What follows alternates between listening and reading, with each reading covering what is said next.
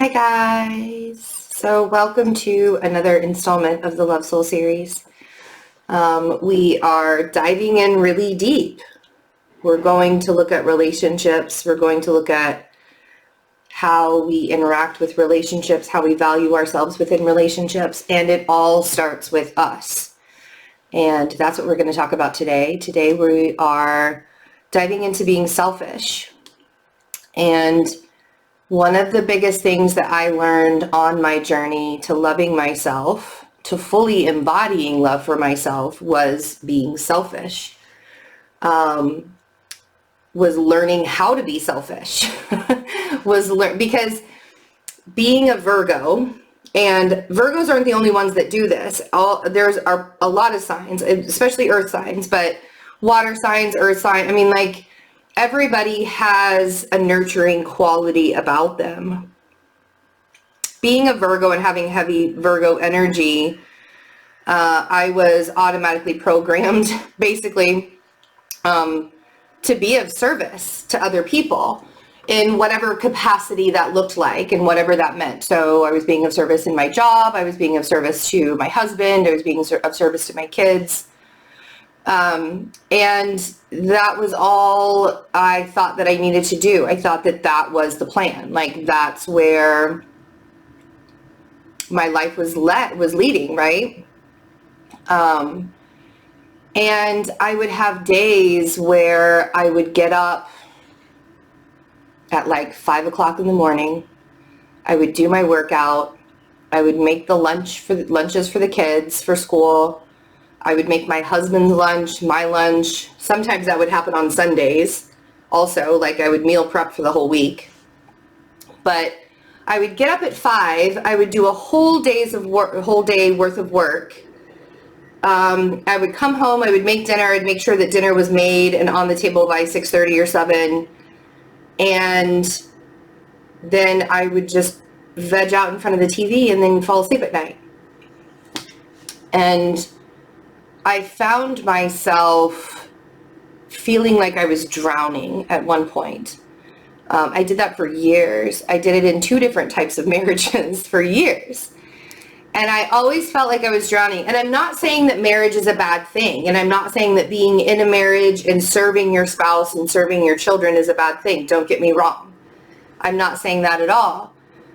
But if I would have carved out time within my schedule to take a bath, if I would have carved out time in my schedule to sit with myself for an hour with my own thoughts, with my own feelings, and recognize that my needs, filling up my cup, if that would have been important to me, maybe everything else would not have been so difficult, because I found myself in fight or flight mode constantly. I didn't want to be in that life anymore. I was exhausted. I was working my butt off, and I didn't feel like there was ever any end in sight. We would take vacations, even if it was just me and my husband taking vacations.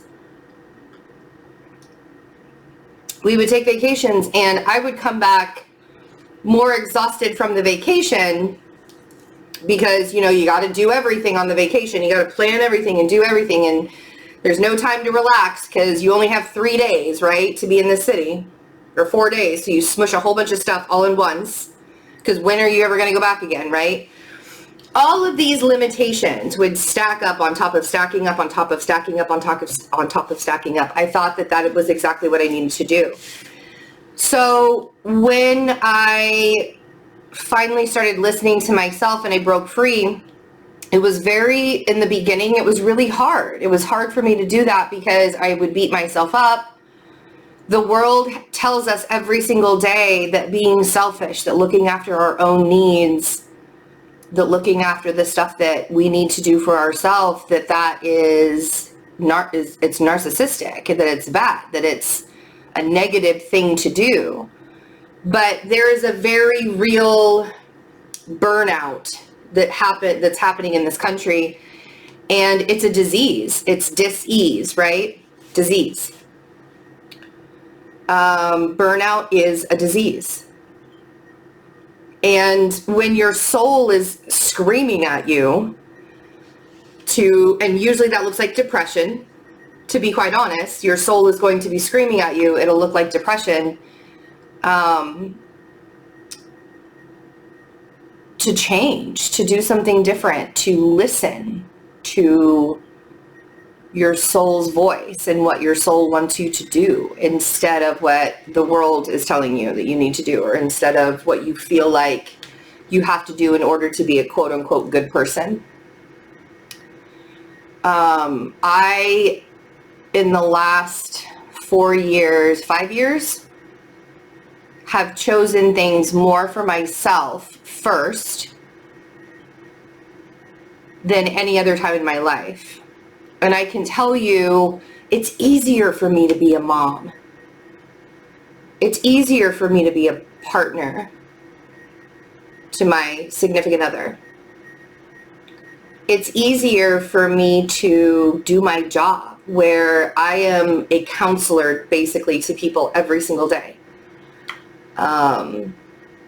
And it's easier for me to love myself because I wake up every single morning, and those first 5 minutes of the day, and if you are a part of my memberships or you've taken any of my workshops, you know that I drill this point into people like no other, because this was the turning point for me.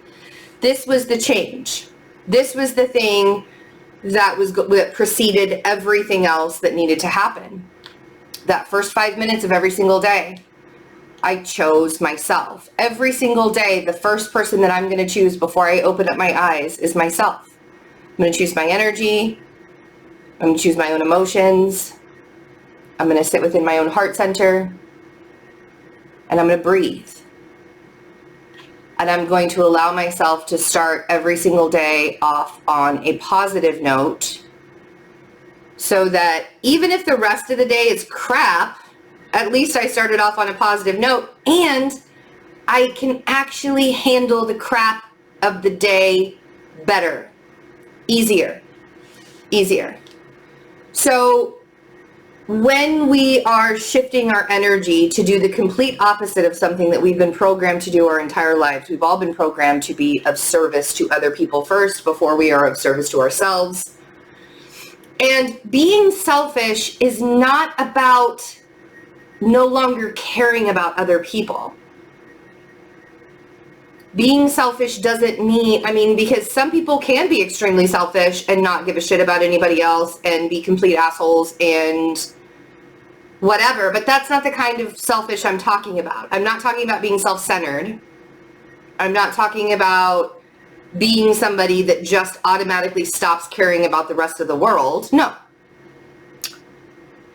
When you give yourself permission, because really that's all it is. When we start to give ourselves permission to treat ourselves in the same way that we would treat other people, we start to recognize how much love and how much energy we've just been giving and giving and giving and giving and giving and not reciprocating or not having anything back in return. And then you start to realize, oh wow, so if I start giving my energy to myself, this is where that shift happens.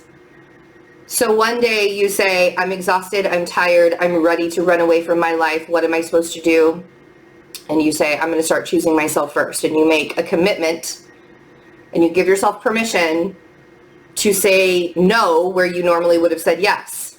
Or you give yourself permission to say, I am carving out this amount of time every single day to sit with myself only.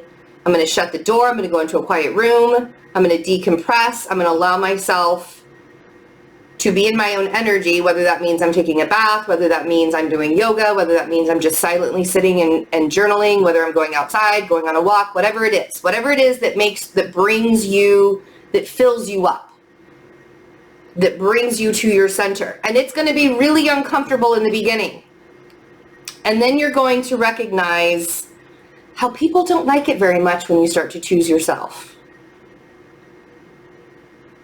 And that's one of the biggest reasons why people don't choose themselves, because they don't want to lose people from their life. They don't want to lose people from their space. But if you actually ask yourself, why do I not want to lose this person? Because that's attachment.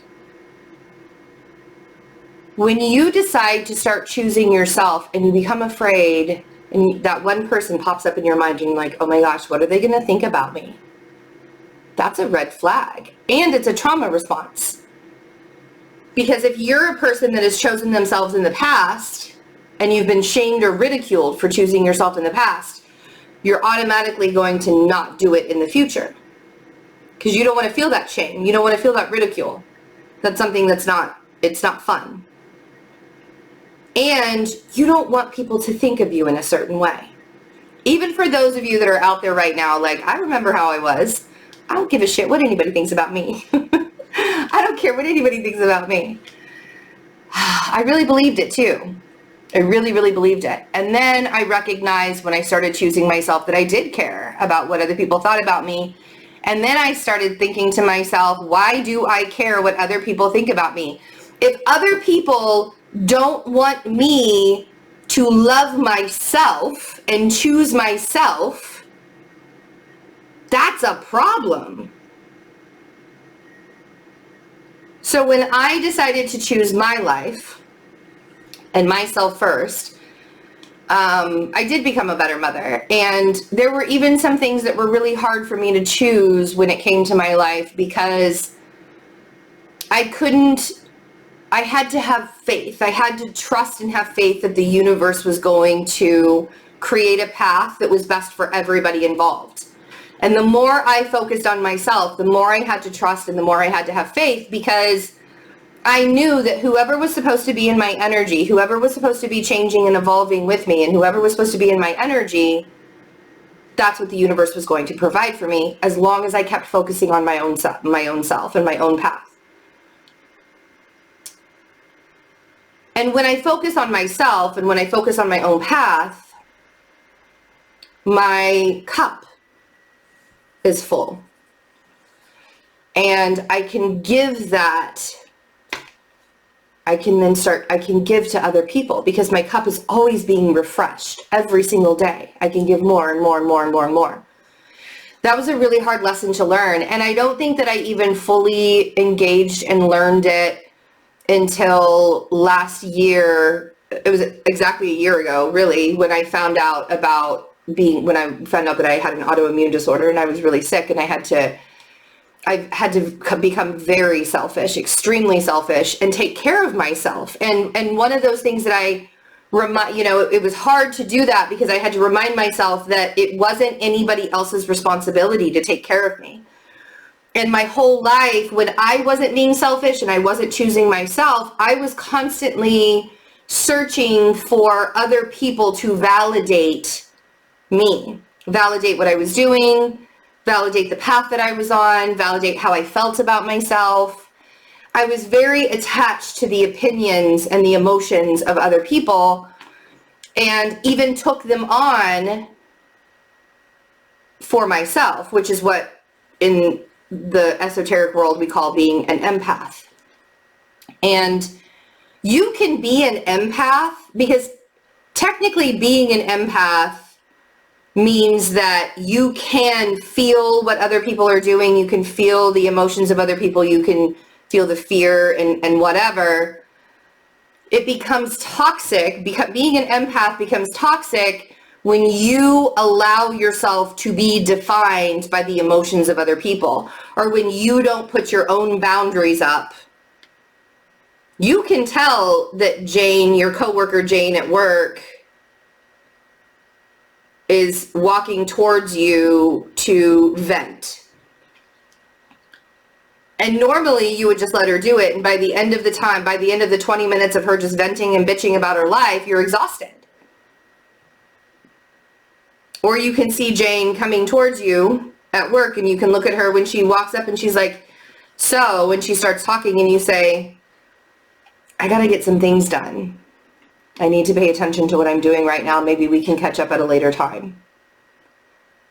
But for fear that Jane is not going to be your friend at work anymore, we don't speak up and we don't say things like that. So when you begin to choose yourself first, and when that becomes a daily practice, you will probably lose people in your life, because there are definitely people that will hang on to an energy because they know that you're going to provide that support for them no matter what, anytime. Do you know it's really nice to have friendships where they don't, like, I can go to somebody and I can be like, listen, do you have space for me to talk with you today? Because, man, I got some things going on. Or somebody can come to me and say that, and we don't get offended. It's like I'm asking your permission to come into your energy or come into your aura because I respect your energy enough to know. And that's really, you know, people will argue with me and be like, if you're a friend of mine, why do I need to ask if I can come talk to you? And I'm like, that's not what it's about. If you're going to a friend, or if a friend is coming to you and they need to talk about something really, really heavy and they know that it's going to take some time and effort to get through it, the only respectable way to do that is to say, do you have the capacity? Do you have the space? Do you have the time to do? Don't just automatically assume, right? But it's also up to you. It's your responsibility. Your energy field is your responsibility. And when you start to become selfish and you realize, and you're keeping the energies at bay, and you recognize how much energy you were leaking out on a daily basis, you'll do everything to preserve that peace. Because once you find that peace within yourself, after you fill your cup, try it for 21 days. It takes 21 days to start a new habit. 5 minutes in the morning, before you even open up your eyes. Start your day with just your own energy. Don't think about what you have to do for work that day. Don't think about what you need to make for the kids for lunch. Don't think about how Sally has dance recital or dance lessons, whatever it is. Maddie has to go to football practice. Don't think about all of that stuff. Think about you and your energy. And I'll say things to myself like, man, it's going to be an amazing day. Wow, it was really nice to wake up to the birds chirping. That was my alarm this morning. Like, that was the first thought that came into my head when I woke up this morning. Like, it's spring. Things like that.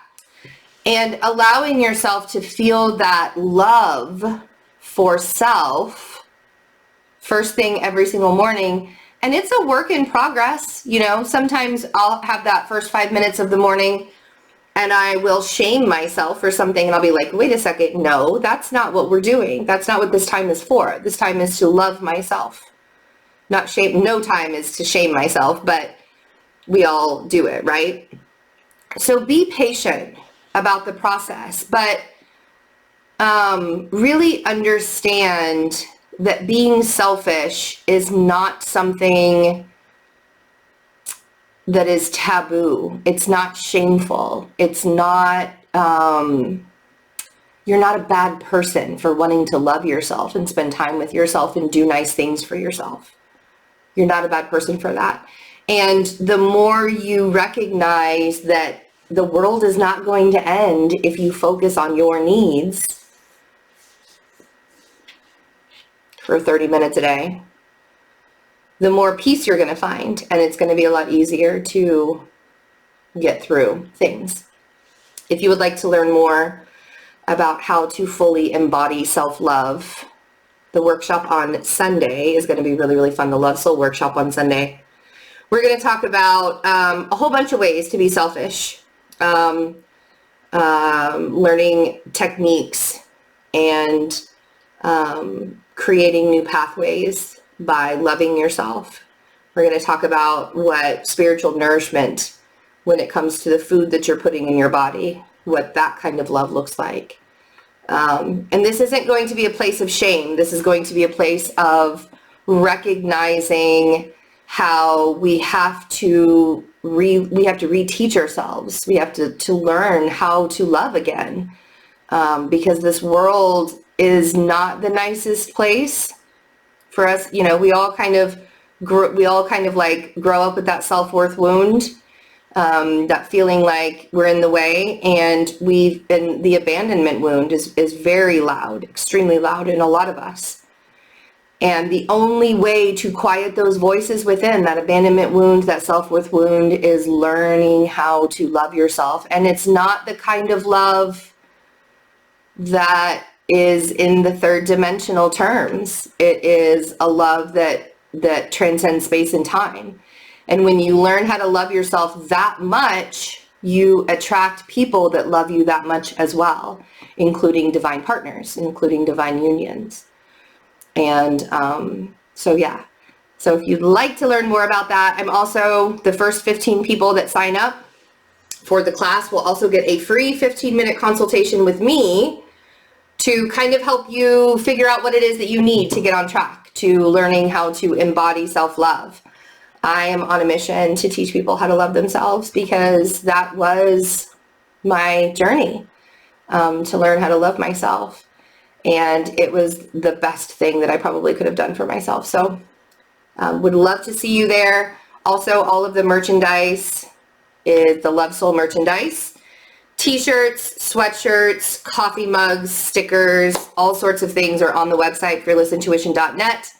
I also have 20% off of all of my astrology services until Sunday the 21st as well at midnight. So if you would like to get an astrology reading with me, those are available now.